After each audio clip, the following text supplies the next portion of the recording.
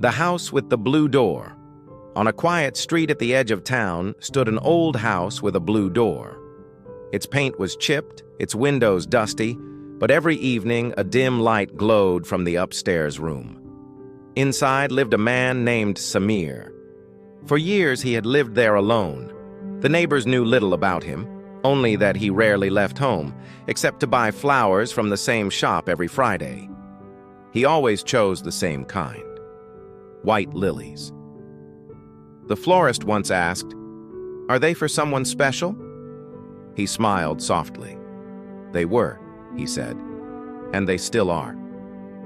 Many years earlier, Samir had been engaged to a woman named Hana. She was gentle, full of laughter, and had a way of finding beauty in everything. They'd spent years dreaming of their future, the home they'd build, the life they'd share. But just a month before their wedding, Hana fell ill. The doctors tried, but her body grew weaker every day. She once told him, "If I don't make it, promise me one thing. Keep the house with the blue door and fill it with light." He promised. After she passed away, Samir bought that very house they'd once dreamed about. But instead of light, it was filled with silence. Every wall reminded him of her. The wedding dress she never wore stayed folded in a box under his bed, and every Friday he placed fresh lilies beside her photograph. Years passed like that, slow, quiet, heavy. One winter evening, a young girl from the neighborhood came knocking. "Sir," she said shyly, "why do you keep flowers by the window every week?" He looked at the glowing vase and smiled faintly.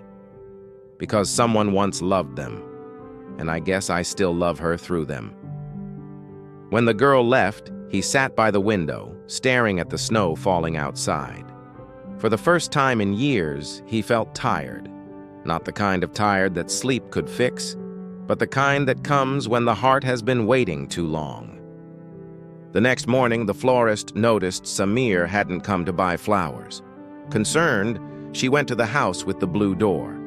Inside, she found him sitting by the window, still holding a white lily in his hand, his face calm, his eyes closed. He was gone. At his funeral, the florist placed white lilies on his grave. The little girl from the neighborhood whispered, "He finally went to bring her flowers himself."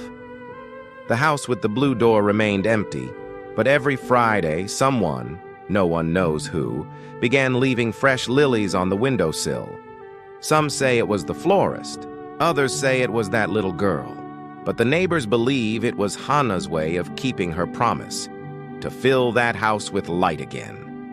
Moral: true love never fades with time or death. Some hearts stay connected long after the world stops hearing them beat.